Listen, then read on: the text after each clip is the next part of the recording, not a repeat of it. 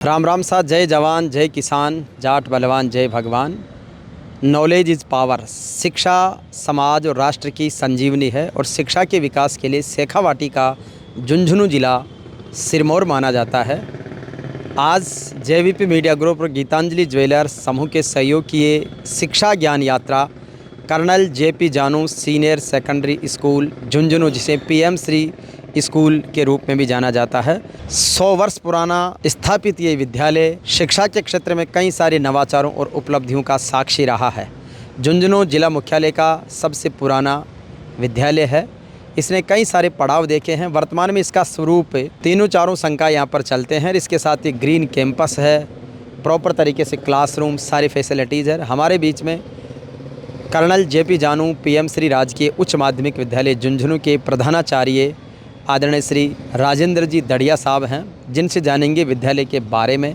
Sir, colonel JP जानू PM Shri senior secondary school का campus, जिसकी लुकिंग वाइज देख लें, क्वालिटी ऑफ एजुकेशन अपने आप में प्रदेश में चर्चा का विषय है, बड़ी गुणवत्ता है। किस तरीके से इसकी लीडरशिप करने का मौका आपको मिल रहा है और इसके स्थापना से लेकर उपलब्धियों के बारे में? देखिए, इस विद्यालय की स्थापना आज़ादी के बहुत पहले हुई थी और ये तकरीबन 1925 से 28 के बीच में इसको शुरू किया गया था इस जगह पे।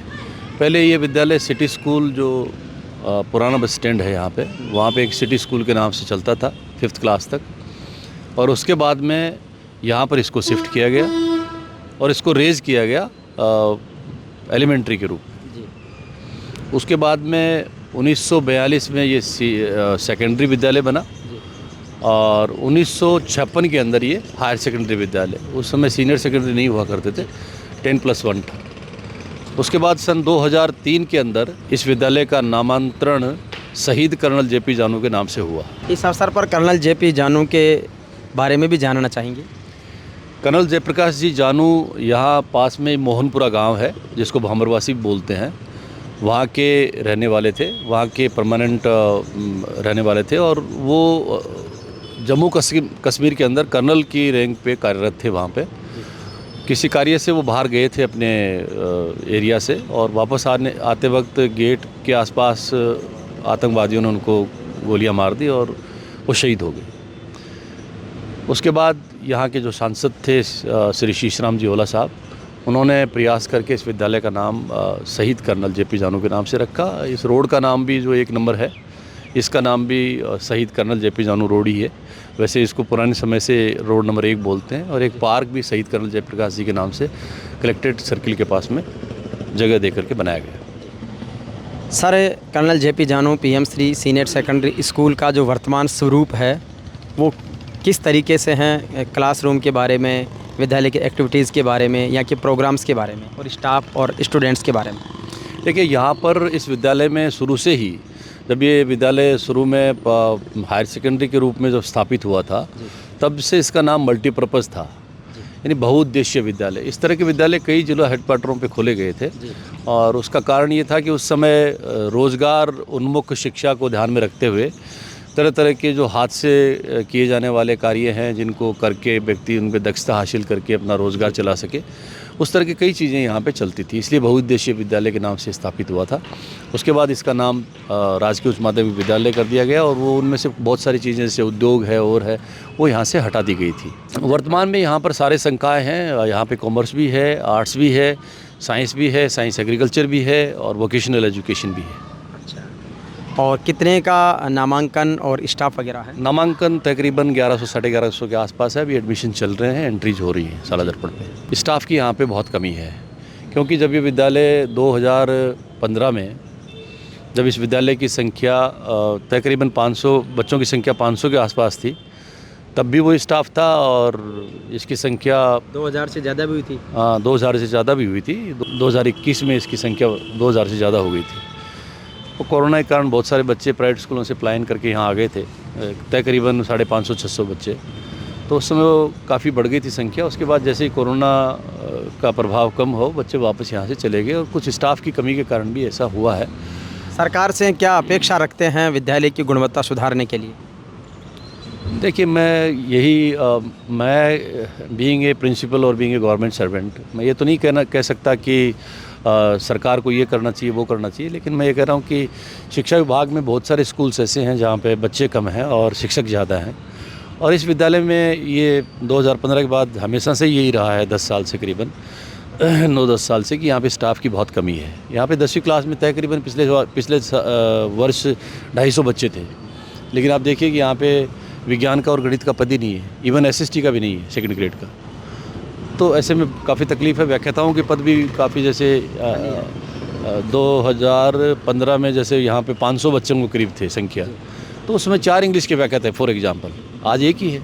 बड़ी संख्या में भी एक ही है, उस समय छोटी संख्या में भी 4 थे, हिंदी के भी 4 थे, आज 2 ही व्याख्याता हैं हिंदी के।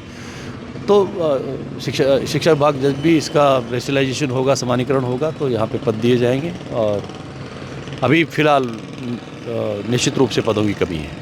अच्छा, जिस तरीके से आपने एज ए प्रिंसिपल आपकी लीडरशिप में यहाँ पर ग्रीन कैंपस है और दूसरे नवाचार हैं, जिला स्तर के बहुत सारे कार्यक्रम यहीं से होते हैं, तो किस टाइप के, जैसे ज़िला प्रशासन के कार्यक्रम भी होते रहते हैं और दूसरे नवाचार भी होते रहते हैं, तो ऐसे नवाचार जिनका ज़िक्र आप उचित समझते हैं, जिनसे पूरे ज़िले को ऐसी प्रेरणा मिलती है? देखिए, सबसे पहले तो यही है कि नवाचार में तो मैं सबसे पहले तो यही बताऊंगा कि इतने कम स्टाफ में हम इतने सेक्शन चला रहे हैं, 8 पीरियड चला रहे हैं, वो बहुत ही विकट कार्य है ये। और क्योंकि अगर कम स्टाफ के अंदर अगर 2-3 साथी भी अगर अवकाश पर रह गए अर्जेंसी के कारण, तो उन क्लासों को संभालना बहुत मुश्किल हो जाता है। एक हमने सबसे बड़ा रेनोवेशन जो यहाँ करने की कोशिश की, ये है कि इस विद्यालय में जो सामने का फ्रंट है इस पूरे मुख्य भवन का, यहाँ पे काफ़ी गंदगी थी, घास वास खड़ा था, किकरें खड़ी थी और खड्डे वड्डे थे, मिट्टी का भराव नहीं था। इनको हमने पिछले 3 साल के अंदर इसमें पूरे में भराव करवाया है। इसमें दो जगह पे यहाँ पे सामने पार्क लगवाए हैं। तकरीबन 400 पौधे हमने यहाँ पे, आप देख सकते हैं, चारों तरफ लगे हुए हैं, हरे भरे हैं एकदम, एक भी पौधा मरने नहीं दिया। 400 पौधे इस कैंपस के सामने के क्षेत्र में हैं, छोटे बड़े। A to Z पौधे को हमने ड्रिप लाइन से जोड़ा है। और हमने कोशिश ये की है कि विद्यालय के अंदर जहाँ कहीं भी ऐसा हो कि वहाँ गंदगी दिखती हो या सफाई नहीं दिखती हो, अट्रैक्टिव नहीं हो, तो वहाँ जहाँ ज़रूरत थी वहाँ इसमें इंटरलॉक भी लगवाए हैं, लेवलिंग भी करवाई है। विद्यालय का वातावरण जितना आकर्षक होगा, बच्चों का ठहराव मैं समझता हूँ कि उतना ही वहाँ पे अच्छा होगा। और विद्यालय का वातावरण अगर डल होगा, लेथार्जिक होगा, तो वहाँ पर बच्चे भी उसी तरह से, क्योंकि मानसिकता भी उसी तरह की हो जाती है। जैसे हम जिस माहौल में एक अच्छी जगह पे हम जाते हैं, मान लीजिए घूमने के लिए जाते हैं, तो हम कहते हैं कि वाह क्या सीनरी है, और हम वहाँ से चलने की कोशिश नहीं करते कि बार बार रुकने का मन करता है। तो इसी तरह अगर विद्यालयों का, अगर जहाँ पे बच्चा 8-8 घंटे 7-7 घंटे रहता है, वहाँ का अगर वातावरण है वो अट्रैक्टिव नहीं होगा, तो निश्चित रूप से बच्चों का ध्यान इधर उधर भटके बिगाड़। ये तय भी है कि अगर रूखा सूखा इस तरह का वातावरण होगा तो बच्चे वहाँ पर उनका मन नहीं लग पाएगा। आपने इसको पूरा बड़ा शानदार ग्रीन कैंपस भी बना रखा है। एक चाहे बाल सभा के नाम पर, पूर्व विद्यार्थी सम्मेलन के नाम पर, सखा संगम के नाम पर, या एलुमनाई मीट के नाम पर कई सारे कार्यक्रम आपने किए होंगे। 100 वर्षों का एक लंबा इतिहास और उपलब्धियाँ इस विद्यालय की रही है। तो कुछ ऐसे कार्यक्रम जो पूर्व विद्यार्थियों ने आकर यहाँ पर किए हों, चाहे वो कंट्रीब्यूशन के हों, चाहे बच्चों को मार्गदर्शन देने का हो, कोई अवार्ड सेरेमनी के रूप में हो, तो उन लोगों के नाम भी आप बताना उचित समझेंगे जो यहाँ से पढ़ लिख कर देश का गौरव बढ़ा रहे हैं। देखिए, मैं आपको एक बात बताऊं कि 1990 से पहले जितने भी यहाँ डॉक्टर्स हैं, इंजीनियर हैं, झुंझुनू के आसपास के 20 किलोमीटर के कैचमेंट एरिया मान लीजिए आप इसको, इवन दूर दूर तक के लोग यहाँ पर रहते थे। और जाट बोर्डिंग है, राजपूत छात्रावास है, यहाँ पे बहुत दूर दूर तक के बच्चे रहते थे।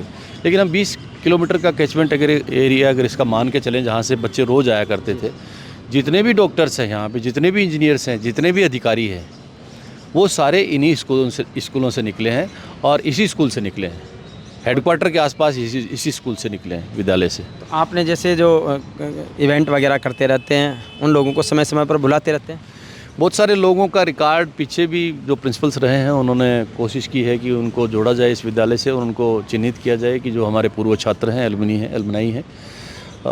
एक दो बार बहुत बड़ी मीट भी हुई है और हर साल एनुअल फंक्शन जब होता है हर सत्र में तो एलुमनी मीट होती है, उसमें लोग आते हैं। कोशिश करते हैं कि उनको ज़्यादा से ज़्यादा बुलाया जाए, लेकिन समय की कमी के कारण बहुत लोग आ नहीं पाते हैं, क्योंकि अगर जोड़ने का प्रयास जोड़ने का पूरा प्रयास किया जाता है। तो ये प्रिंसिपल साहब थे सम्माननीय राजेंद्र जी धड़िया साहब, और जिन्होंने पूरे विद्यालय को बहुत सुव्यवस्थित संचालन के रूप में, अनुशासन बनाए रखने के रूप में, स्वच्छता के रूप में श्रेष्ठ साबित करने का लगातार प्रयास कर रहे हैं। लगातार इनकी कोशिशें जारी है।